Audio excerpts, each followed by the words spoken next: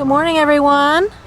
It's first week of October and we are basically getting ready for the fall, cleaning up the garden, and we thought that we would try another experiment, doing some hay bale gardening.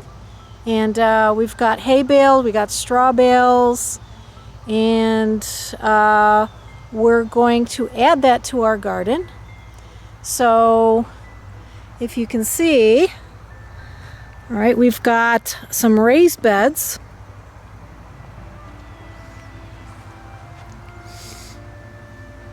And we put in our raised beds.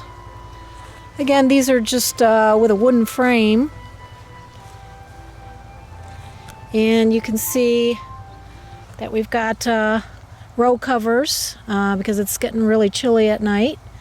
And we've got some kale, spinach, lettuce. And what we want to do is expand on the garden and do some hay bales.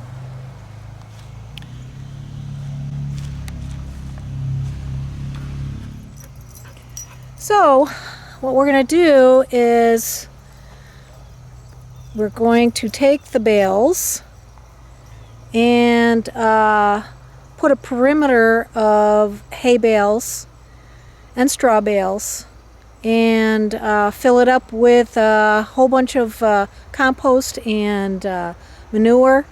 We just got several truckloads of horse manure. That's not totally composted, but what we're going to do is we're going to put it in the format of a raised bed, but instead we are going to be using the bales as the boundary of the grow beds. And we're just going to be expanding the garden, and I think we're going to have 2 rows of 4 beds each. So we're going to try that. And we are setting the bales. And you can see it's about 1 bale length or a bale and a half of the straw. And this is really important because if you look carefully, you have to be sure that the cut edge has the stalks are cut face up. And you can see here, in most cases, the side that has the twine on it, okay, that's going to be on the outer edge. And this is going to be the cut part of the stalks is going to be on the top edge.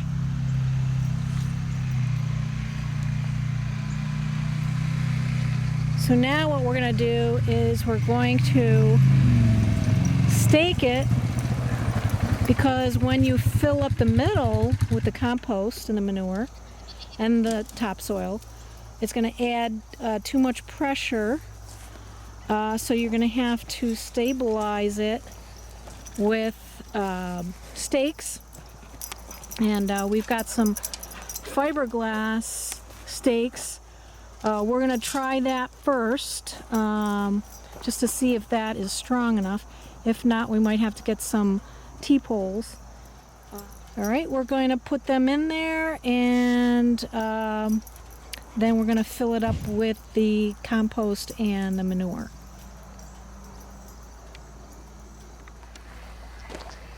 All right, so we got all the bales lined up with the dimensions that we wanted, and we were originally thinking maybe we should use stakes to hold the bales in place, but we thought, well, what if we basically bind them all together in a really tight box, and we're going to be using some heavy-duty nylon.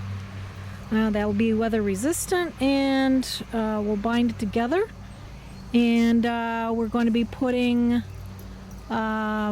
stakes on the ends of the box, and we're going to use that again as a trellis if we want to get some tomatoes or peas or beans in there.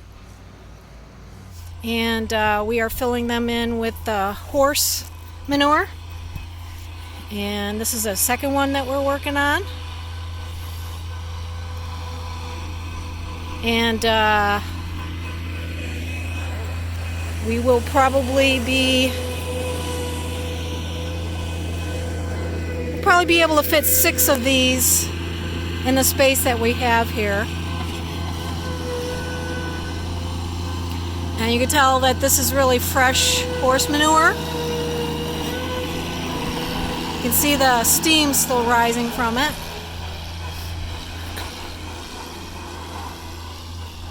We are going to leave these raised beds over the winter, and probably by the beginning of spring, most of the manure will be broken down, and it'll probably settle quite a bit. And then what we're going to do is we're going to top dress it with finished compost, and then we'll plant directly into the garden beds. So very exciting, first time we're doing it,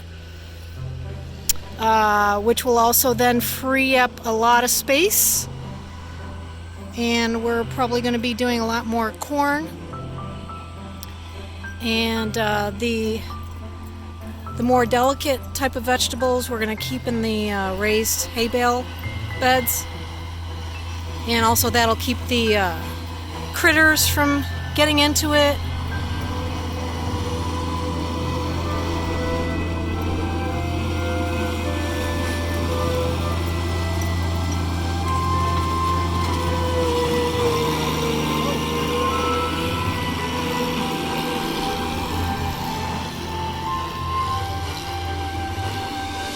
So very exciting. Can't wait for next spring. And we will hopefully continue this until we get about 6 more beds. And we'll give you an update in the spring, and you'll be able to see how this looks like once it's been top dressed and ready to plant. Have a good day. Ciao.